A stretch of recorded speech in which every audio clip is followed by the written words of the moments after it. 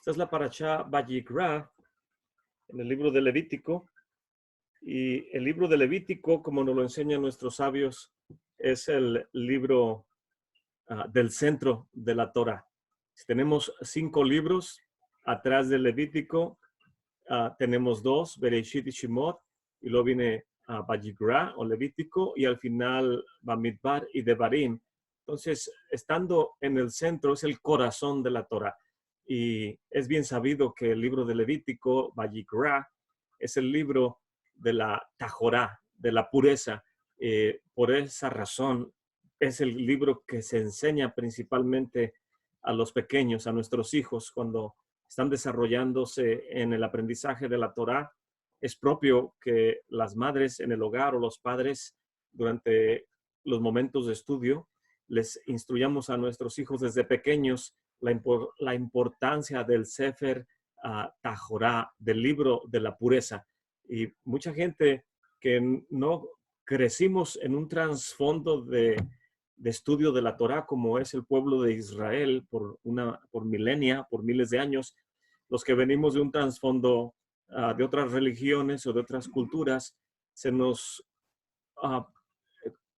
nos cuesta trabajo entender que darle muerte a animales, esparcir la sangre, cortarlos en secciones, darle una sección a los kohanim, otra sección para quien trae la ofrenda, y en algunos de los casos todo el animal, una vez procesado, habiendo hecho con la sangre el esparcimiento requerido por la Torá, etc., todo tiene que ser quemado en el altar, como es el Corban Olá.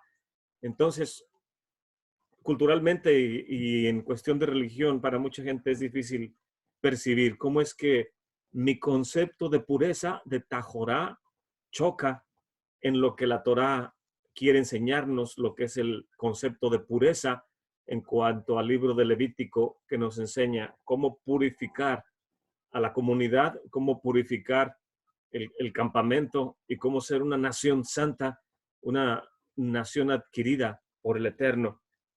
Este libro de Vayikra nos enseña todos estos detalles y comienza diciendo el libro de Vayikra, Vayikra el Moshe Vaidaber Adonai, dice, y llamó Moshe y le habló a Adonai desde el Ohel Moed, desde la tienda de reunión, diciéndole, háblale a los Bene Israel y diles, cuando un hombre acerque de entre ustedes una ofrenda a Adonai, de animales, de ganado o de rebaño, acercarán su ofrenda.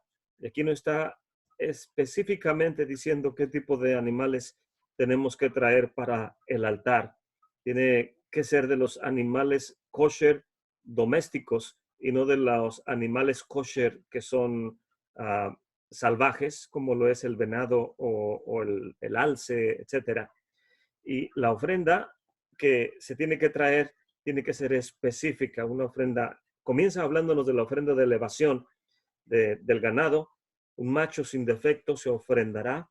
Y más adelante nos habla de la ofrenda de elevación de las ovejas y de las cabras, el Corban Olá en cuanto a las aves. Después viene el Corban Minjá, las ofrendas de harina, en sus 13 diferentes versiones.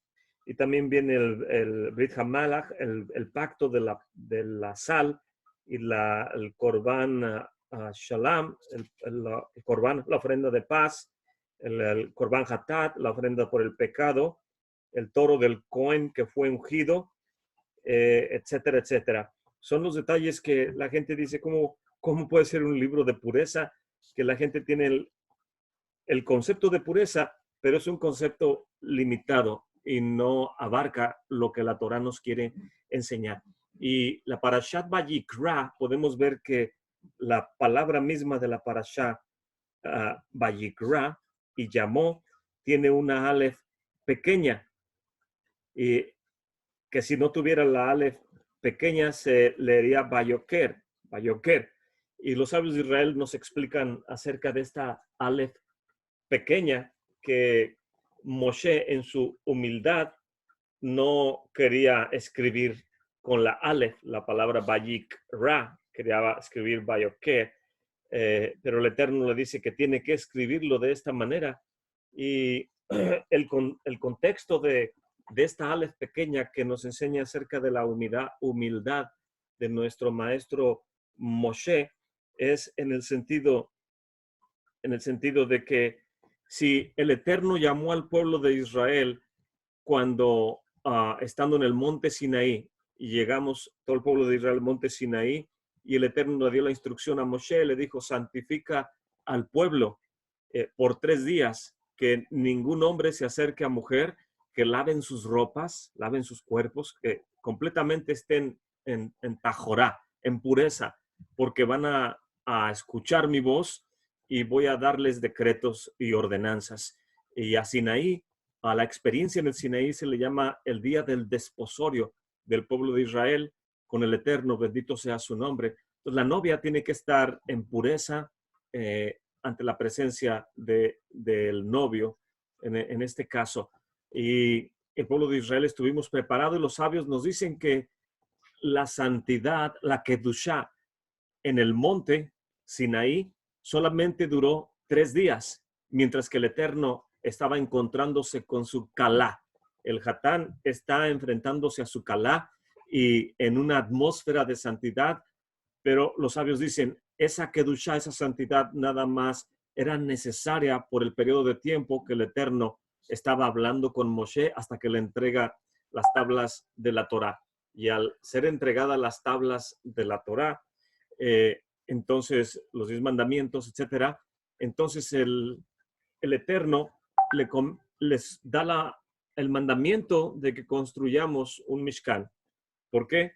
Porque ya no va a estar hablando desde la cumbre del monte Sinaí, ahora el Eterno va a estar hablando desde el tabernáculo, desde el Mishkan.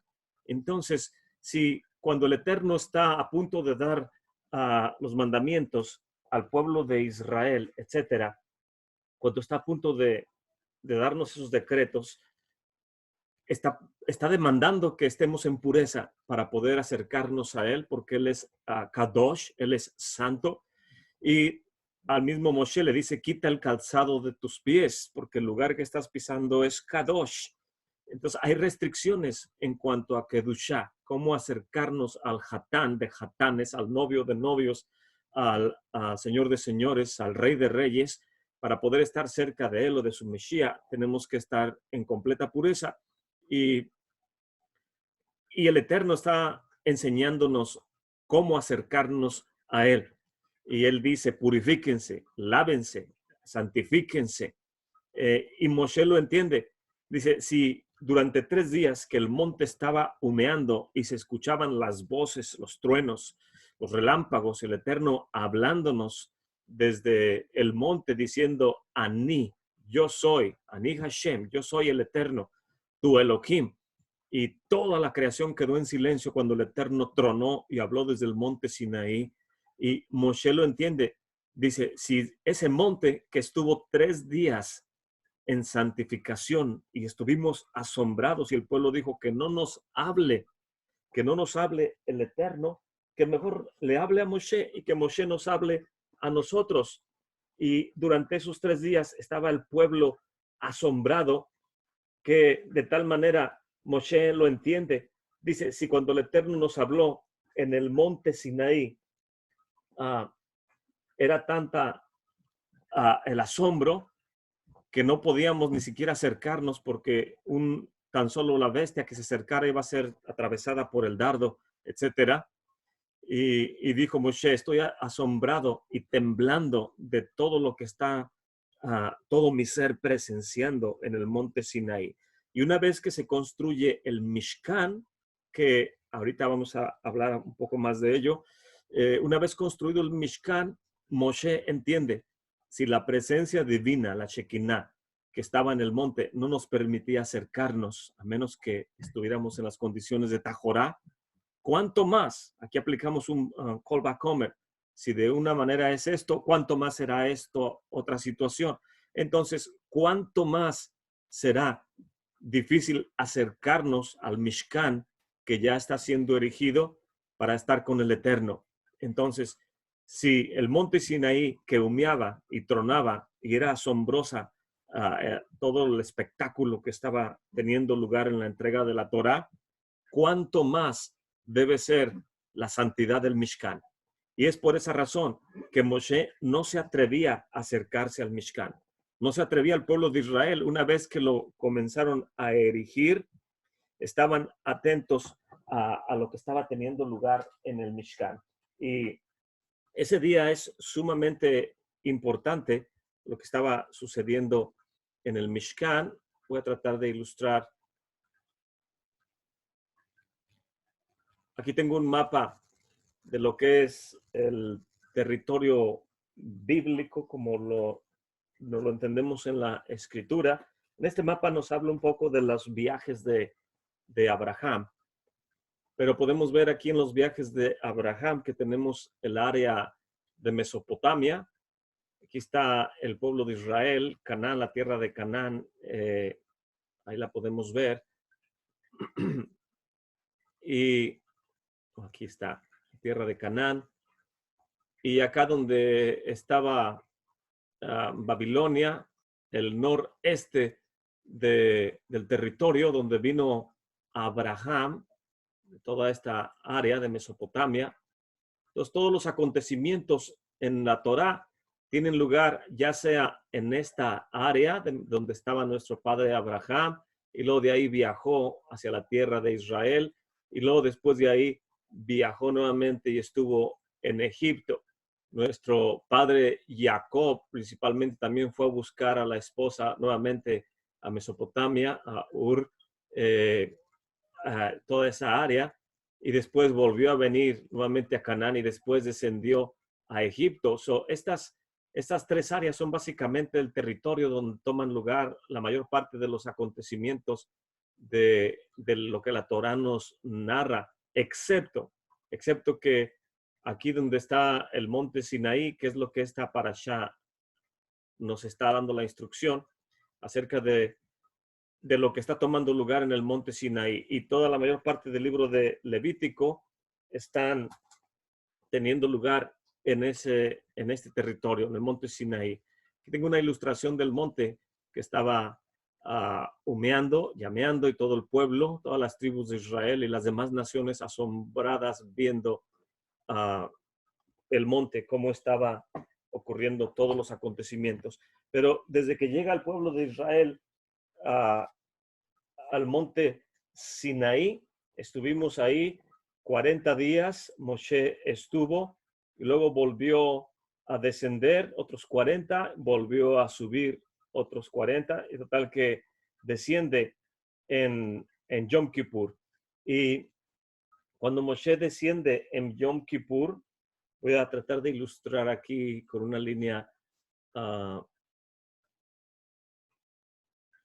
para tratar de darnos una idea, que el Mishkan, cuando Moshe desciende voy a poner, Moshe desciende el 10 de Tisri, que nuestro calendario secular es entre septiembre y octubre. En 10 de Tisri, que es Yom Kippur, Moshe desciende con el segundo juego de tablas, y en el día 11 el Eterno manda que se comience a reunir todos los materiales necesarios para la construcción del Mishkan. Los sabios de Israel nos enseñan que tuvo lugar la construcción del Mishkan Tisri, que es en Yom Kippur, Tisri. El mes que le sigue Tisri es Heshvan o Mar Heshvan. Voy a poner Heshvan, Tisri, Heshvan, y luego viene Kislev. Y de acuerdo a lo que nos dicen nuestros rabís, nuestros sabios, ellos dicen que en el mes de Kislev, el 25 de Kislev, se terminó el tabernáculo de construir. Aquí se terminó. Todas las partes quedaron preparadas, todo quedó listo, y ustedes pueden recordar que se celebra el 25 de Kislev, muy conocido por todos, es la celebración de Hanukkah. todavía no ocurre todos los acontecimientos del imperio griego, ni todas estas cosas. Apenas está iniciando el recorrido en el desierto del pueblo de Israel con la presencia divina que está a punto de caer. Todavía ni siquiera viene la presencia divina y ya está haciendo acto de presencia la festividad de Hanukkah. El Mishkan se termina en todas las partes, están listas el 25 de Kislev, y los sabios de Israel nos enseñan que no fue levantado Tishri, Hesban, Kislev, luego viene el mes de Tevet, Shivat, y por último viene Adar. Y después de Adar, el libro de Éxodo capítulo 12 nos dice, ahora este mes, el mes de Abib, será el principio de los meses. Entonces, Abib, que también es Nisan, es cuando los sabios de Israel nos enseñan que el tabernáculo quedó preparado desde Hanukkah, desde el 25 de Kislev, pero por 3 meses estuvo guardado. No lo pudieron levantar. Hasta el primero, Rosh Hodesh, el primero de Abib, Rosh Hodesh Nisan, Rosh Hodesh Abib, es cuando se hace la inauguración. La inauguración del Mishkan o del tabernáculo. Mishkan.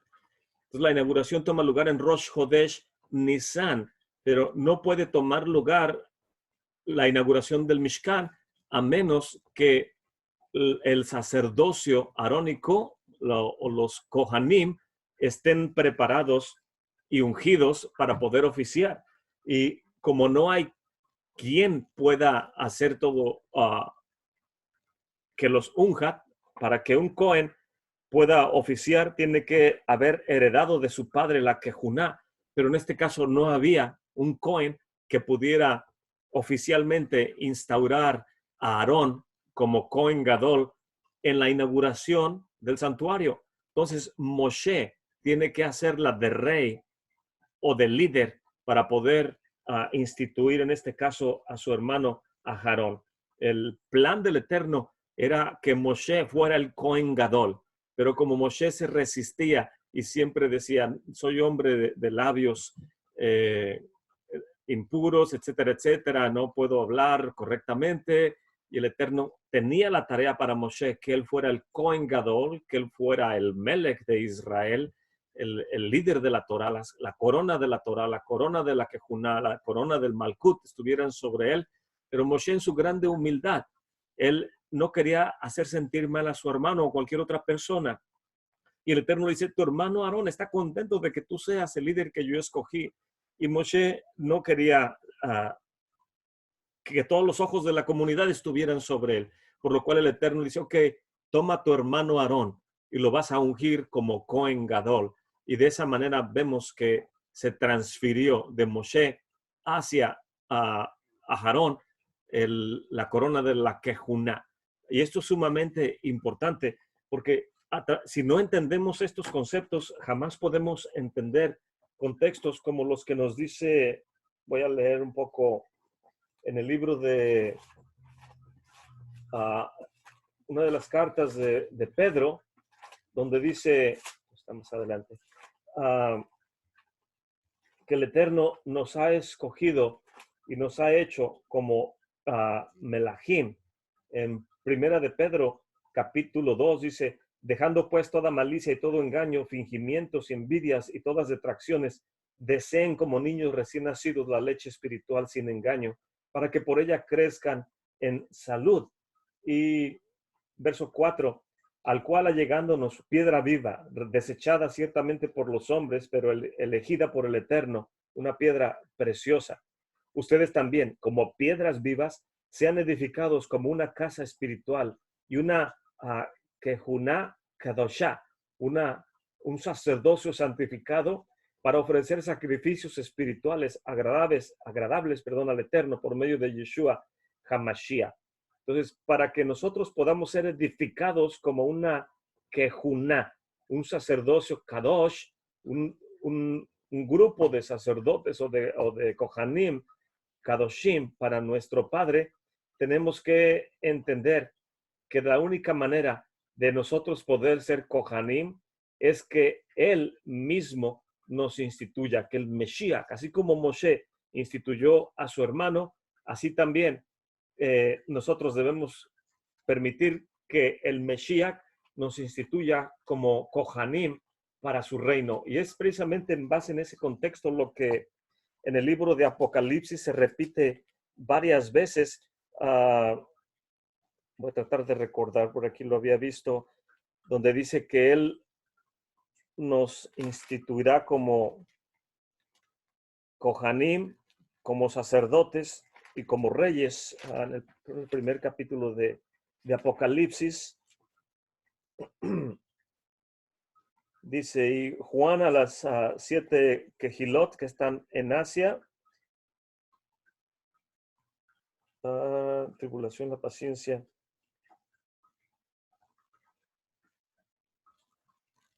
Aquí lo había visto. Pero dice en varias ocasiones, él ha hecho, sí, en el verso 6, capítulo 1, verso 6, dice, y él nos ha hecho, reyes, melahim, de kohanim, nos ha hecho reyes y kohanim para Elohim y su Padre. A él sea la gloria, el imperio para siempre, jamás. Y cierra con un amén, porque esto es algo sumamente importante. Entonces, que él esté instituyendo a los que seguimos sus pisadas e imitamos en cuanto a pureza, en cuanto a fe, en largura de ánimo, etcétera. Él quiere hacernos kohanim y melahim para servirle a nuestro Padre. Bendito sea su nombre. Y en el capítulo 5, verso 10, vuelve a repetir esa frase. Dice, digno eres, Señor, de tomar el libro y de abrir los sellos, porque tú fuiste inmolado y nos has redimido para con el Eterno, con tu sangre, de todo linaje, de todo pueblo, de toda tribu y de toda nación. Y nos has hecho para nuestro Elohim, melahim, reyes, kohanim y kohanim, y reinaremos sobre la tierra. Y ese mismo versículo nos lo vuelve a repetir en el capítulo 20 de Apocalipsis, en el verso 4. Dice, y vi tronos, y se sentaron sobre ellos, y les fue dado juicio, y vi las almas de los degollados por el testimonio de Yeshua y por la palabra del Eterno, que no habían adorado a la bestia ni su imagen, y no recibieron la señal en sus frentes, ni en sus manos, y vivieron y reinaron con el Mesías 1000 años. No es el verso que buscaba, pero aquí nos vuelve a decir que reinaremos con él, y nos ha hecho reyes, y menciona que reinaron con el Mesías. Pero en diferentes lugares nos menciona eso. Entonces, para que Aarón pueda ser instaurado como el Cohen Gadol, tiene que hacerse una ceremonia. Y las parashas anteriores nos enseñan acerca de los miluim. Miluim, de la palabra molé, que significa completo o saturado o pleno. La plenitud de la quejuna tiene que tomar, de acuerdo a los sabios de Israel, 7 días antes de la inauguración del Mishkan. De tal manera que si la inauguración del Mishkan toma lugar en el primero, en Rosh Chodesh, del mes de Aviv, o de Nisan, como lo quiera usted llamar, quiere decir que 7 días antes, el 23 de Adar, es cuando toma lugar la institución de la quejuná de la casa de Aarón, del sacerdocio arónico, para que ellos puedan de ahí en adelante hacerse cargo de la boda, del servicio que el Eterno demanda que se haga en el Mishkan. Y esto es de suma importancia porque al primero de Nisan, si la institución de los Kohanim comienza el 23 de Adar, que sería el primer día, y dura 7 días, quiere decir que al primero de Nisan también se le conoce por otro nombre, el octavo día. el octavo día en el lenguaje de la Torá, la misma Torá, lo peculiar de la Torá es que la Torá misma tiene su propio lenguaje para explicar los acontecimientos y las cosas que están tomando lugar para que nosotros aprendamos la forma en que la misma bendita Torá nos instruye. Y es por esa razón que yo siempre enfatizo en el sentido de que más que buscar herramientas que posiblemente para algunas personas son importantes, como estudiar acerca del antiguo cercano oriente o el antiguo lejano oriente, como muchos académicos se refieren al territorio que rodea la tierra de Israel, entre otras culturas y naciones. Para el pueblo de Israel, para los sabios de Israel, para los rabinos y las yeshivas, esta herramienta es sumamente pobre en comparación con el lenguaje y la información que nos da la misma Torá para interpretar lo que ella quiere hacernos saber. Y este concepto del octavo día es un ejemplo muy claramente de ello, que para poder entenderlo es necesario que la Torá misma, que yo permita que la Torá me lo enseñe antes de que yo quiera instruirme a mí mismo académicamente para tener un concepto toraico, cosa que me va a costar más trabajo, más dinero y más tiempo. Por lo cual yo siempre sugiero que dejemos que la Torá se explique, que nos abrace, que nos acerque a ella. Y es por eso que el lenguaje de Vayikra es un leshon ahava, es un leshon ahiv, dicen los sabios de Israel. Es un lenguaje de amor, es un lenguaje de afecto que Moshe no quería acercarse al Mishkan porque entendió, si es acercarse al monte podía uno morir y la presencia solo estuvo ahí durante los días que nos fue entregada la santa y bendita Torah, y después de ahí se va a transferir la presencia divina del monte Sinaí, se va a transferir al Mishkan, y nadie quería acercarse al Mishkan una vez que lo levanta nuestro maestro Moshe, y por eso esta parashá comienza con un llamado de amor de parte del Eterno. La parashá comienza diciendo, y llamó a Moshe. El Eterno le está diciendo a Moshe, Moshe, Moshe, acércate. Lo está invitando. Porque ¿cómo puede uno entrar a un lugar tan especial, tan peculiar, tan santo, a menos que a uno lo invite el dueño de la casa? No puede uno planear ir a la tierra de Israel a menos que el dueño de la casa, el Eterno, bendito sea su nombre, y su Mesías, nos inviten a la tierra santa. Y si ellos nos invitan, seguramente nos van a mostrar sus grandezas y maravillas de la tierra de Israel. Y en este caso, así le sucedió a nuestro maestro Moshe. No quería acercarse, por lo cual el Eterno llamó. Y dicen los sabios de Israel, no le llamó como llama, por ejemplo, los profetas de las naciones, como a Bilam. A Bilam nada más dice que se encontró el Eterno con Bilam. Encontrarse es la palabra no vayikra, bayoker.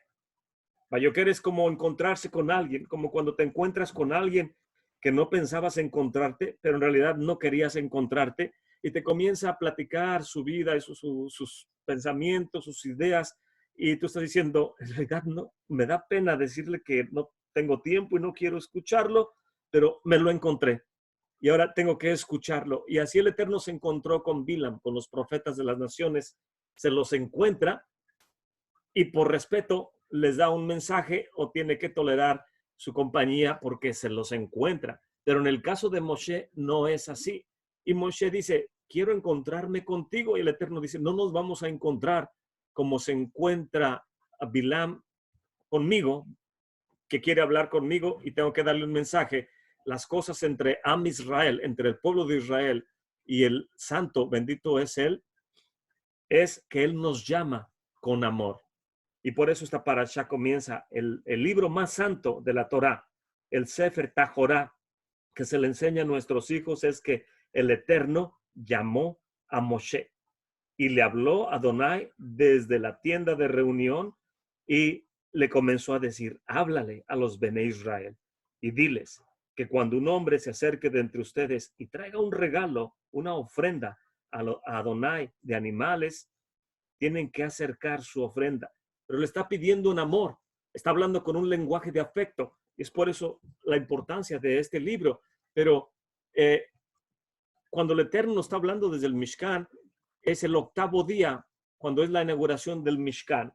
¿Y qué toma lugar en el Mishkan. Posiblemente ya lo había hablado de esto, pero voy a tratar de enumerarlo nuevamente aquí. El día octavo, que es el primero de Nisan, toma lugar, es también el primer día de la creación de la nación de Israel. Ahora, este será el principio de los meses. El primer día de Nisan, que es el octavo día de la inauguración, es el primer día de la creación. También es el primer día del primero de los meses. Básicamente lo mismo. Es el primero de los meses, el primer día de Nisan del primer mes. También es el primer día de la Kejuná, en que va a operar el sacerdocio arónico. También es el primer día del servicio, el primer día de Abodá en el santuario. También es el primer día de que se inauguran las ofrendas, la inauguración de las ofrendas de las 12 tribus. 12 tribus. También es el primer día en que el fuego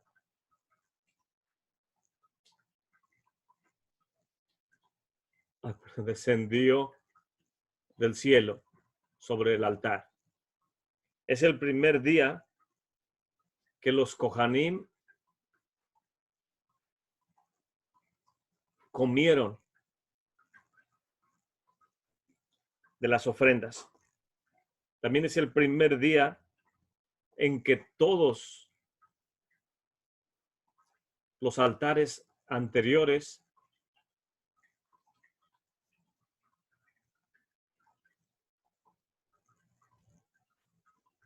pierden su validez. Voy a ponerle pierden su validez. Si Noah construyó un altar, si Abraham construyó un altar, si Jacob vino construyó un altar, todos los altares que se habían construido hasta antes del Mishkan pierden su validez. Ahora solamente el importante es el altar del sacrificio en el Mishkan, es el que toma prioridad. También este es el primer día en que la Shekinah desciende de lo alto, la presencia divina,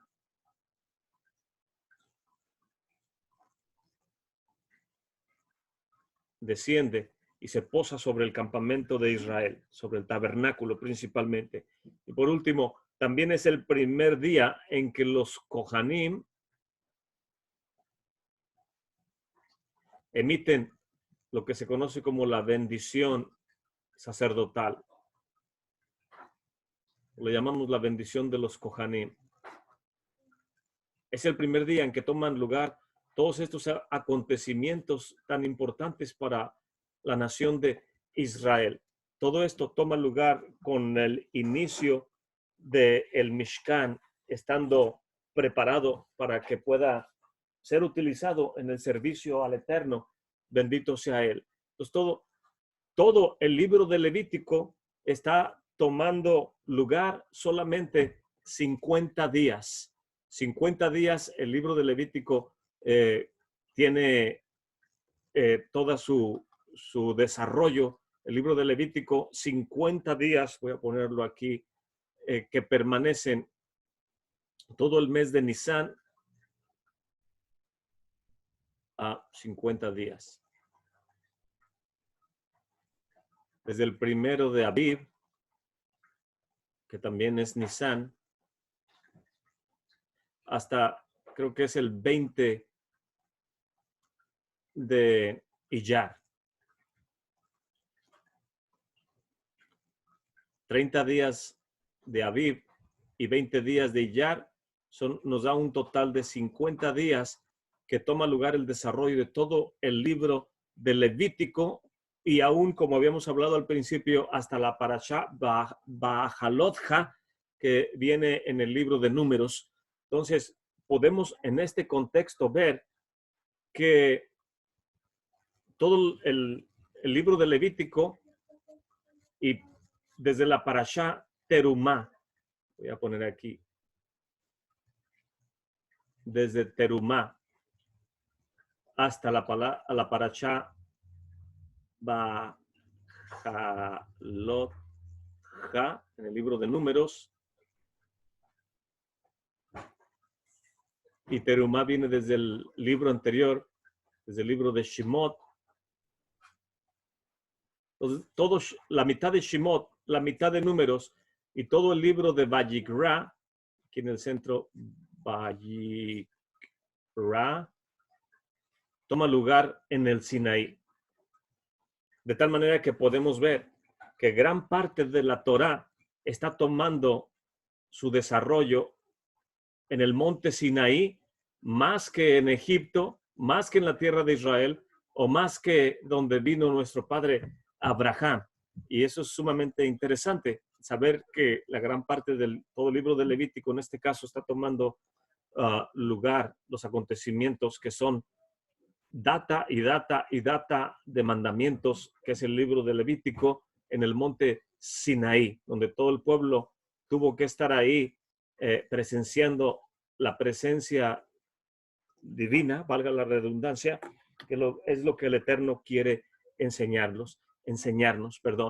Entonces, esto del libro de santidad, el Sefer Tajorá, es sumamente importante porque es cuando el Eterno quiere enseñarnos la pureza de cómo acercarnos a Él. Y el libro de Hebreos nos habla acerca de esto, diciéndonos en el capítulo 12, verso 18, porque no se han acercado al monte que se podía tocar, y al fuego encendido, y al turbión, y a la oscuridad, y a la tempestad, y al sonido del shofar, y la voz de las palabras, la cual los que las oyeron rogaban que no se les hablase más, porque no podían tolerar lo que se mandaba, que si una bestia tocaba al monte, sería apedreada o pasada por el dardo. Y tan terrible cosa era lo que se veía que Moshe dijo: estoy asombrado y temblando.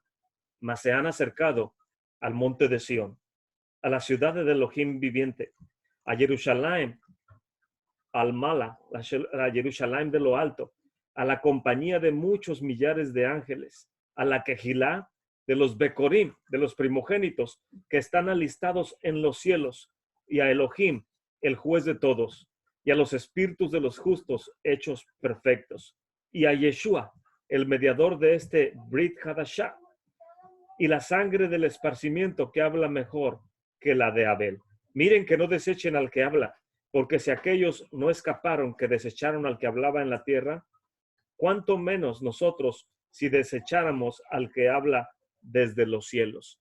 Entonces, aquí nos está encareciendo el autor del libro de los Hebreos que tengamos cuidado, que no desechemos este mensaje que nos están dando de los acontecimientos que toman lugar en la península sinaítica, porque se están dando grande cantidad de instrucciones a los cuales, cuando entendemos el mensaje de las instrucciones, no es estar presenciando físicamente lo asombroso de los eventos, sino que espiritualmente nos estamos acercando a nuestra ciudadanía celestial, a la Jerusalén que viene de lo alto, al monte de Sión. Y la pregunta es, ¿cómo visualizar todo esto en mi hombre espiritual? ¿Cómo puede alguien estar en el Sinaí y con su hombre espiritual percibir que se le está hablando de una redención que está por venir y que sobrepasa todo entendimiento y todo acontecimiento que toma lugar? Hoy en día, con todas estas noticias de lo que sucede por todo el mundo, la gente está asombrada, la gente tiene mucha incertidumbre, no sabemos qué va a pasar, qué va a hacer, pero muchos tratan de darnos Jisuk, fortaleza, diciendo: tengamos confianza en el Eterno, que Él sigue estando sobre el trono y tiene cuidado de nosotros, porque Él sigue gobernando su creación. Él sigue teniendo cuidado de los que le amamos, y es precisamente el mensaje de redención de lo cual Moshe tuvo que ungir con el aceite de la unción a Aarón y a los Kohanim para que comenzaran los servicios en el Mishkan. Y de esa manera el libro de Apocalipsis nos enseña que para que nosotros podamos oficiar como Kohanim ben Melahim, como sacerdotes y reyes en el reino del Mesías, tenemos que ser ungidos por él. Si él no nos unge y no nos escoge, no podemos decir que somos reyes ni Kohanim. Tampoco podemos decir que tenemos acceso al Kodesh HaKodashim, al lugar santísimo, porque el velo se rasgó y porque yo tengo fe en el Mesías y ahora ella me va a ser rey y sacerdote porque yo lo digo. No es porque lo que yo digo, sino es por cómo yo lo creo y me comporto en mi fe, en mi creencia de lo que él ya habló, y que yo me santifico, me aparto, me guardo, estudio, le sirvo, y tal vez el Mesías en su grande misericordia ponga sus ojos en mí y me diga: ven, bendito de mi Padre, y posee el reino que ha sido preparado para ti desde antes de la fundación del mundo. Entonces, ser un Melech y ser un Cohen del Mesías es algo sumamente serio. Es algo tan serio que podemos aprender del ejemplo de Agitofel. Agitofel nos narra la Gemara que la escritura nos habla principalmente de Agitofel. ¿Y quién era Agitofel? Agitofel era uno que, voy a buscar una referencia aquí en la escritura. Agitofel era uno de los rabís, de los líderes que estaban con el Mesías, estaban con con David, en tiempos de David. Y este Agitofel era el abuelo de Betsabé. Y Agitofel entró en él una raíz de amargura, que nos dice la escritura que no permitamos que nosotros entre ninguna raíz de amargura. Y este hombre, siendo un grande sabio de Israel y un líder, uno de los consejeros del rey David, este hombre nunca perdonó a David de que hubiera tomado a Betsabé como mujer para él cuando murió Urías.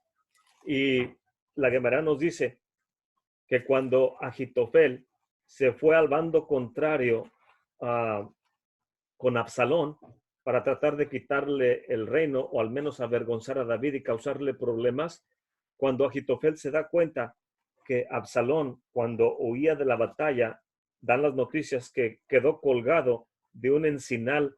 La Gemara dice que cuando Absalón sacó su cuchillo y quiso cortarse su hermoso pelo para poder bajarse de donde se quedó enredado en el encinal, sacó su cuchillo, dice la Gemara, y cuando él quiso cortarse el pelo, miró hacia abajo a ver qué altura estaba del piso, y cuando volteó hacia abajo, vio el Gehenna, vio el tormento eterno, y entendió que si se cortaba el pelo iba a caer al castigo eterno, y decidió no caer en el castigo eterno, pero entendió todas las perversidades que había hecho iban a tener paga.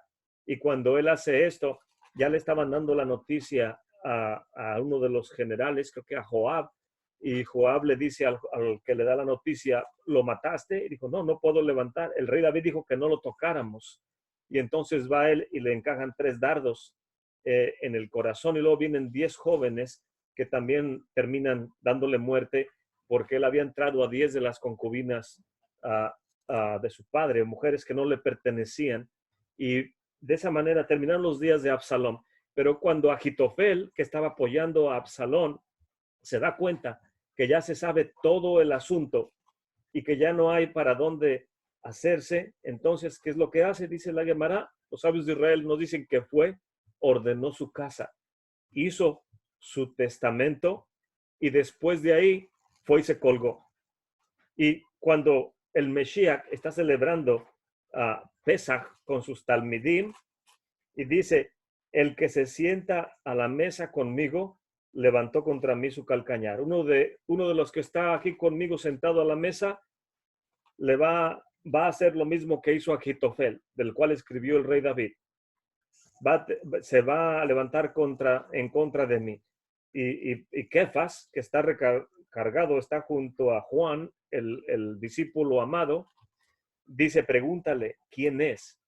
Y Yeshua dice: el que se sienta a la mesa y come el pan conmigo, lo mismo que Agitofel. Él levanta contra mí su calcañar. Y cuando le da de la matza, en este caso a Judas, dice que el maligno entró en Judas y él salió.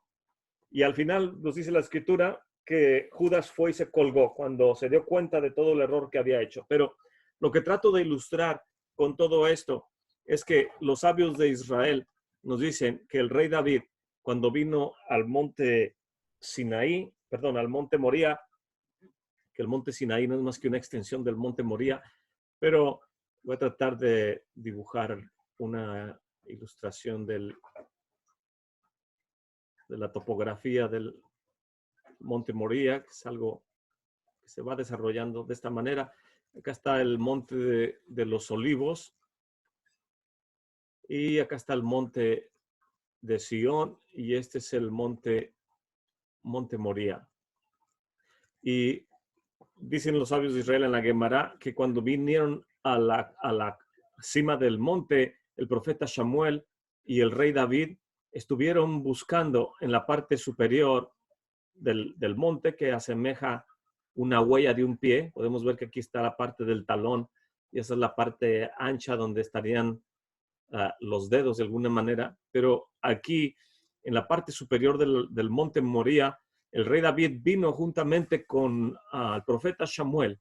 Y hoy en día sabemos que el muro que rodea el santuario hacia el monte de los Olivos, la puerta dorada, está en un área posiblemente aquí. Los 500 por 500 estaban aquí. Y el santuario, perdón, estaba de alguna manera por aquí.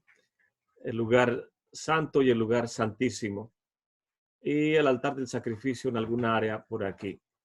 Entonces, cuando el rey David viene con Samuel, comienzan a escarbar. El rey David está escarbando en toda esta área, está buscando el lugar para el altar. El altar tiene que tener unas perforaciones que se le llaman los shittim, las dos perforaciones en donde se tienen que derramar las libaciones de agua y de vino. Y dicen los sabios de Israel en la Gemara que cuando el rey David encuentra los shittim, entonces encuentra esa perforación. Dicen que encontró una jarra, como las que encuentran los arqueólogos, que la jarra le habló y le dijo, no me muevas. Y el rey David no hizo caso y movió la jarra, y cuando escarbó y ya había escarbado y mueve esta jarra en el área donde está el altar, que es aproximadamente un área arriba del monte Moría, cuando él quita la jarra, dice que las aguas del abismo quieren subir, venían de lo profundo queriendo subir y querían inundar toda la creación, porque la promesa que el Eterno les dijo, que él separó las aguas de arriba de las aguas de abajo. Cada separación es dolorosa. Y no solamente separó las aguas de arriba de las de abajo, sino que las aguas que quedaron abajo dijeron, hágase a un lado y que se muestre la tierra seca. Y volverse a apartar, las aguas no querían. El Eterno dice, voy a formar al hombre de la tierra. Y las aguas dicen, ¿para qué formas al hombre de la tierra si no cumple su propósito? Y la Gemara dice que el Eterno dijo, si el hombre no cumple su propósito, ustedes tienen el derecho de volver a engullir a toda la humanidad. Y es por eso en el diluvio que las aguas vienen y cubren toda la tierra. Y el Eterno hace una promesa. Dice, no volveré a castigar con agua a la humanidad. Pero en los postreros tiempos dice que sí lo hará con fuego, pero no con agua.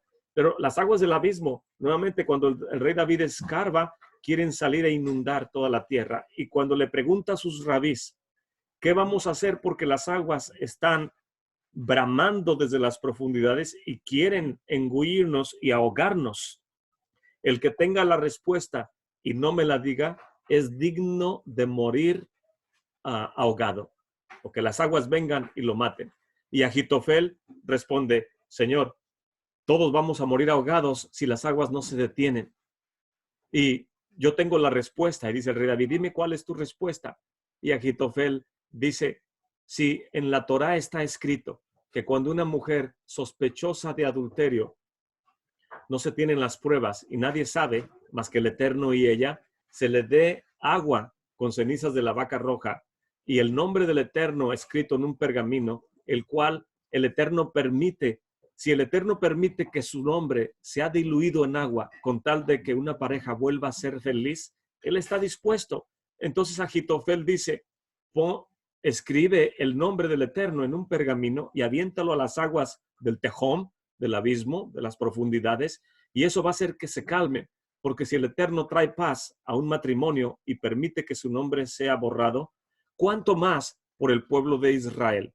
El pueblo de Israel, al venir al Sinaí, dice la última parte en el tratado Ta'anit, vengan a ver la corona que su madre le hizo al rey Salomón en el día de su desposorio en el Sinaí. Y uno dice, espera un momento, el rey Salomón vivió muchos años después del Sinaí. ¿Cómo es que esta Gemara nos está diciendo que en el Talmud? ¿Por qué no está diciendo que vengan a ver la corona que su madre le hizo al rey Salomón en el día de su desposorio en el Sinaí? Si Salomón no estuvo ahí. Y dicen los sabios, no se está refiriendo solamente a Salomón, está refiriendo al Mesías, al ungido del Eterno, al hijo de David, al cual va a reinar. Y vengan a ver la corona que su madre le hizo, que la comunidad de Israel le ha hecho.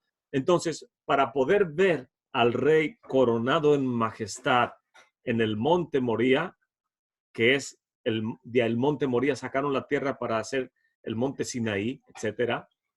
Es para ver al Mesías reinando en gloria en el santo templo. ¿Qué es lo que tiene que suceder? Que se tiene que construir el santuario. Y como Agitofel ya entendió que el rey David ha sido elegido como el ungido de todo el pueblo de Israel y que ya entendió que se le ha dado la orden de construir el santuario, entonces Agitofel entiende que si ha recibido esos mandamientos David, quiere decir que el Eterno ha perdonado al pueblo de Israel por el pecado del becerro de oro. Y dice, avienta el nombre del Eterno escrito en un pergamino, porque si vas a escribir, si vas a construir el templo, quiere decir que el Eterno ha perdonado. Y así como perdona a la mujer Sotá, acusada de adulterio, cuánto más va a perdonar a la nación de Israel. Entonces el rey David avienta el pergamino a las profundidades y las aguas comienzan a descender. Pero descendieron de más por temor al nombre del Eterno. Y el rey David dice, necesitamos el agua para los servicios del santuario y ahora han descendido más de lo que esperábamos. Y entonces el rey David toma su arpa y comienza a cantar los salmos de ascenso. Y cuando las aguas escuchan la voz del rey David, que no es otra cosa que una extensión de la vida de Adán, el primer hombre, que el nombre de Adán tiene en sus letras la Aleph de Adán, la Mem de Meshiach y la Dalet de David, que es un sinónimo del Mesías, del ungido. Cuando las aguas escuchan esta voz melodiosa y de autoridad, comienzan a ascender. Y el rey David entiende, este es el lugar del altar, del sacrificio, este es el lugar donde va a estar el Duján, los escalones, donde los levitas van a cantar estos salmos de ascenso y las aguas van a subir para el servicio del santuario. Entonces, Agitofel entendía todo esto, sabía que David es el rey de Israel y que el santuario se tiene que llevar a cabo todo el servicio al Eterno. El libro de Levítico nos habla acerca de todos los korbanot, korban olá, korban shelema, el korban minjá, etc. Habla de la bodá. ¿Cómo entender de la bodá si no entendemos que el propósito inicial de Agitofel y de Judas, Judas entendía, Judas sabía que Yeshua era el Mesías de Israel. Él pertenecía a los sicarios, a los sicaris, que eran los celotes, los que querían que el pueblo de Israel se impusiera por encima de las demás naciones, que derrocaran al imperio romano y que se instituyera el reino inconmovible. Era una buena intención de Agitofel, era una buena intención de Judas, pero no era lo que ellos pensaban que se hiciera. Judas quiso forzar la redención y dijo, si entrego a Yeshua, él va a tener que instituir este reino inconmovible y derrocar al imperio romano. Pero, como dicen los americanos, wait a minute, espera un momento, Judas, no es cuando tú quieras, o no es la opinión de Agitofel, por muy sabio que sea, y que al último terminó yéndose al bando contrario, no es nuestro razonamiento como hombres lo que trae la redención, la Geulah Shelema, la completa redención a toda la humanidad, no viene por nuestros buenos pensamientos o nuestras buenas intenciones. Viene cuando el Eterno dice que va a ocurrir la redención final. Y mientras el padre no le diga al hijo, ve y trae a tu calá, porque la casa ya está preparada, porque el santuario está preparado, porque todo nuestro plan de redención ya está listo, cuando el padre dice, es cuando va a suceder y no es cuando un virus amedrenta a la gente, no es cuando los líderes espirituales, por muy sabios que sean, dicen, tiene que ocurrir ahora. No es cuando algunos dicen, ya estamos ante los dolores de parto del Mesías, o ya esto es lo que habló Mateo 24, y la gente da sus opiniones sin saber. Ese tipo de gente muchas veces le puede venir lo que le vino a Jitofel. Arregló su casa y al último se colgó. ¿Qué es lo que hizo Judas? No toleró que se equivocó y fue y regresó las monedas que le habían dado por haber vendido al Mesías. Y el Mesías le dijo, con un beso entregas al Hijo del Hombre. Dices que me amas, pero lo que te interesa más es la política y la redención. Y hoy en día mucha gente ya quisiera que el Mesías viniera. Todos queremos que el Mesías venga. Queremos al Mesías. Lo queremos ya. Queremos al Mesías. Lo queremos ya. Pero nuestro Padre, bendito sea su nombre, dice, a su debido tiempo yo lo voy a enviar. Y es preferible que anheles su venida y que ames su regreso. Pero no te preocupes. Dicen el libro de los Hechos en sus primeros versículos, los discípulos dicen, Señor, ¿restaurarás el reino a Israel en este tiempo? Y el Mesías les responde, no les toca a ustedes saber los tiempos o las sazones que el Padre puso en su sola potestad, mas recibirán el poder del Ruach HaKodesh que va a venir sobre ustedes y me serán testigos en Jerusalén, en Judea, en Samaria y hasta lo último de la tierra. El Mesías dice, no se preocupen de lo que el Padre tiene control de todas las cosas, pero ustedes preocúpense en ser llenos del Ruach HaKodesh, porque el Ruach, la Shekinah, que descendió sobre el Mishkan, del cual el Eterno dice, ven, entra conmigo, entra en mis aposentos, porque te amo y sé que me amas. Y cuando escuchamos la voz del amado, ¿quién puede esperar? Nadie podemos esperar. Pero mientras la voz no la escuchemos, lo que tenemos que anhelar es ser llenos del Ruach HaKodesh e imbuirnos en las palabras de la santa y bendita Torah, que es la mejor garantía de la Geulah Shelema. Entonces, solamente quería compartir con ustedes estos conceptos del libro de Vayikra y que seguramente en estos días vamos a estar estudiando acerca de vamos a estar